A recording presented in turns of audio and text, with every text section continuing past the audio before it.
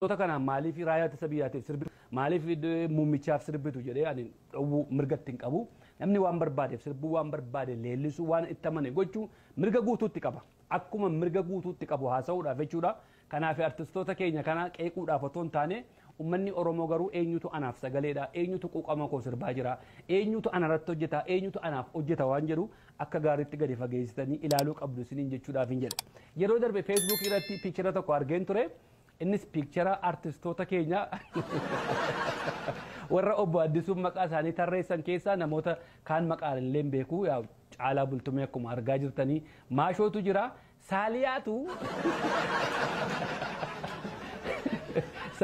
laphee na fuudhe artistooti warra kaan waan muummichi itti kennaa jiru muummichatu itti kennaa jiru ta'e muummichatti kennaa jiru ta'e hin beeku harkaan qabanii jiru kolfa keessa jiru Saaliyaan garuu fikirii ta'e firfirii ta'e hin beeku harka laphee kaasee feentii baateerti.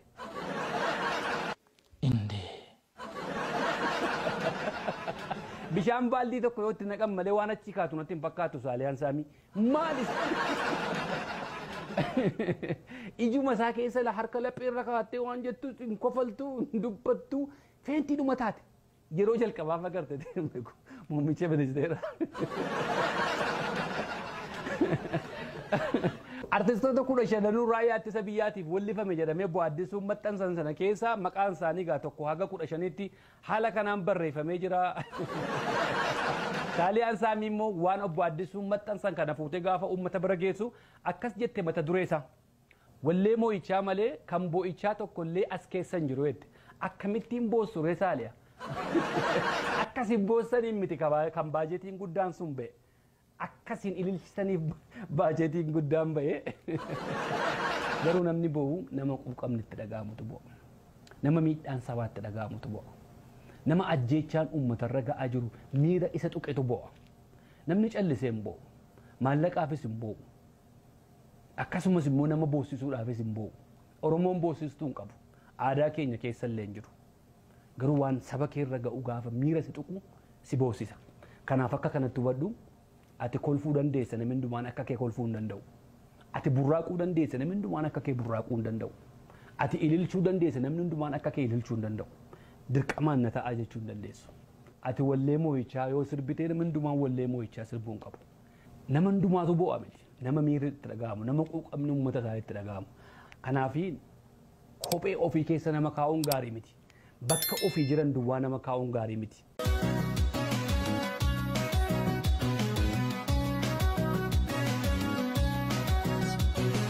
Waa'ee dhuma artistoota kana wajjin wal qabsiisee obbo Taayyeen Danda'a fuula Facebook isaanii irratti waa barreessanii jiru. Obbo Taayyee Danda'a akkuma hundi keessan beektanii itti gaafatamaa bilchiginnaa Oromiyaati. Waa'ee dhuma artistoota Oromoo wajjin wal qabatee waan amma deddeemaa jiru kana wajjin artistii garee lamatti addaan baasee garee tokko afaan faajjii irratti uumuudhaaf garee tokko immoo galateeffata. Warra nama 15 ta'ee raayyaa ittisa biyyaati wallee baasaa jiru hin galateeffata. Hagalateeffatu malee immoo isaan keessaa namoota muraasa maqaadhee warruma immoo artii Oromoo keessatti immoo kanaan dura guddina artii Oromoo keessatti kiliippii babbareedaa hojjetanii gurra uummata Oromoo keessa jiran immoo sababii isaan iddoo biraatii dhufan immoo isaanii maqaa dha'uu dhiisee warra biraa galateeffatee warra kaan maqaadhee warra kaan kanneen kana fakkaatan jedhee tuqaa kaa'ee bira kaa'ee deema. Warra immoo sagalee uummataa ta'e immoo asirraan immoo akka Keekiyyaa Badhaaneefa akka Yooseen Geeta'uunfaa immoo wallee isaanii kana Oromoo keessatti summii facaasuudhaaf gara hammeenyaatti akka isaan hiikkatan godha. Farda abbaan irraa bu'ee boo'uuf imimmaan bilaashaa jira. Waa'ee kiliippii Keekiyyaa Badhaaneerraa. Ergaan kiliippii sana keessa jiru obbo Taayyee Danda'aatiif waan ifa ta'e natti hin fakkaatu. Namni fardarraa bu'ee boo'us hin jiru kiliippii sana keessa. Waan hundumaa keessatti waa'ee koronaas isumatu beekaa. Waa'ee biyya alaa kanas isumatu beekaa. Waa'ee sirbaas isumatu beekaa. Waan hundumaan xiinxalaan obbo Taayyeeti. Obbo Taayyeen yeroo ammaa waan hundumaa irratti waa'ee fayyaa irratti waa'ee dinagdee biyya alaa irratti waa'ee biyya keessaa irratti namni xiinxala kennu namichuma kana duwwaadha. Afaan faajjii jibbiinsa Oromoof Oromoo gidduutti facaasu jibbiinsa qe'eef qe'ee gidduutti facaasu. Har'a obbo Taayyeen Danda'a ilaala akkuma piikcharatti agartanii hiriyaa cimaa Angaasaa Ibrahim. Angaasaa Ibrahim biyyatti galee akka inni dalagaan kennamee fi filannoo keessatti akka inni galee hirmaatuuf konkolaataan baafamee fi waardiyaan deemaa jiru kan godhe obbo Taayyee Danda'aati. Obbo Taayyeen Danda'a Angaasaan Ibraahim qaroo ta'ee biyyattiidhaaf waa buusa jedhee miti.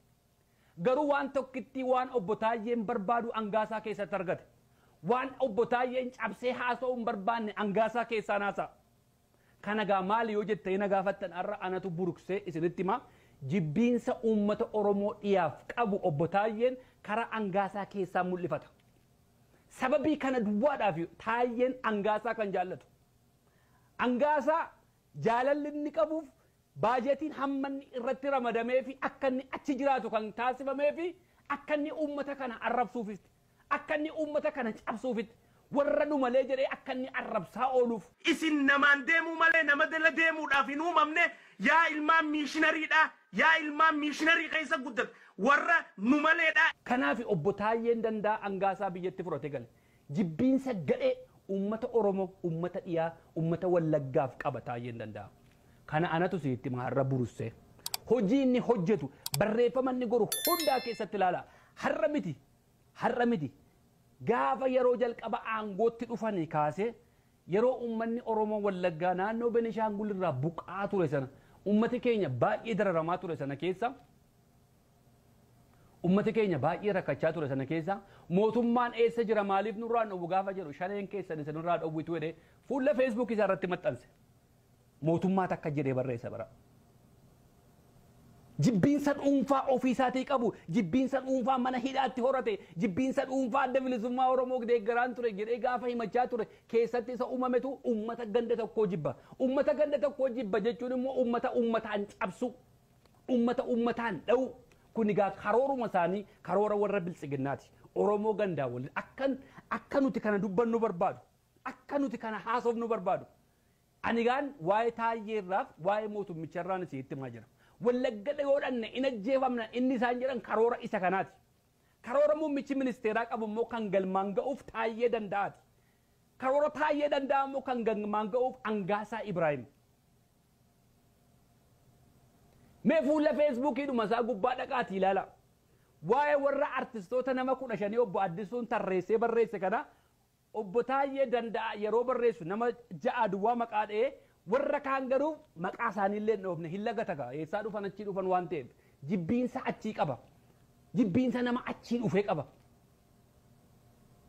Maaliifii keessaa hambisee miti keessaa hambisee hambisuu baatee dhimma koo miti. Maqaan isaanii jiraates jiraachuu baates dhimma koo miti. Kana garuu akka uummati baruuf hin dubbachaa jira. Buruksinee yoo himne duwwaa malee wanti tokko fayyuu hin danda'u. Taayyeen Danda'a jibbiinsa gadhee uummata kanarraa qaba. Jibbiinsa gadhee inni qabu kan ammoo Angaasaa Ibraahim keessaa mul'ifachaa jira. Wanni ammaan tana Wallagga lixaa keessa deemaa jiru tanama saalfachiistu tanama dubbachuu dhorkitu. Yoo nama akka gaarii gad beeru dubbii sana akka gaariitti irraa cafaqee kan tummaa yaani maarree jaan jechuudhaaf irraa callise jechuudha fadheetiin deesse. Dubbiitu nu geessa jechuudha. We don't need it. Hara Goojjaam kanaa dhufanii achi daddalatan hara Gondar kanaa dhufanii achi daddalatan buna guuruudhaaf ijoollee buna jala dhalattu taphaan nu tanaa barnuti. Warra buna guuruudhaa dhufee Gondarii fi Goojjaamii achi keessa dhalatee guddatee jira. Afaan Oromoo sirra dubbata. Aan Oromoo dhajee kaayoo ta'e keessa seena. Aan Oromoo dhajee qabsoo ta'e keessa seenaa qabsaa jabaa dubbii Oromoo itti gadhimmistu ni dhabamsiisa. Shaanqillaan hundi achi keessatti wanni hortee dubbii Oromoodhaa baddan kan takkaa gootee balleessu jirtuuf maali? Kullukoon taane isaa dhufte. Achiimi. Where is the origin of Kullukonta? Originiin Kullukontaadhaa bakkitti wal hortee jirtu ees. Aan Oromoodha ittee qabsoo ta'e keessa jirtiimi. Taanzaaniyaadhaa gad dhufan, Suudaanii gad dhufan, aan beekaman kaan cibiluudha gurraacha kaan wanta ayitaa wal keessa laaqamee jira birabeerii ta'ee jira namni. Nama ilmaan mishineerii warra buna jalatti guddatte abaluun shaanqillaa jedhee nama dhiyeerraa dhufe hundumaa taa'ee arrabsaa oolu namni biyyatti galchee mudee Taayyee Danda'a duwwaadha. Har'amma gaafan akka jedhee dubbadhu obboleessa isaa tokko ergaa Feesbuukiidhaan dhufee kan akkuma namatti faca'aa oolu tokkotu jira. Obboleessa kuyyuu irraa bulchaa ture machaa'ee qawwee dhukaasee jennaan achii fuudhanii iddoo biraa kaa'an. Haala kanaan deemaa jiru. Har'a adda bilisummaa Oromoo jibbuu dandeessa. Adda bilisummaa Oromoo balaaleffachuu dandeessa. Namni isin agartan kun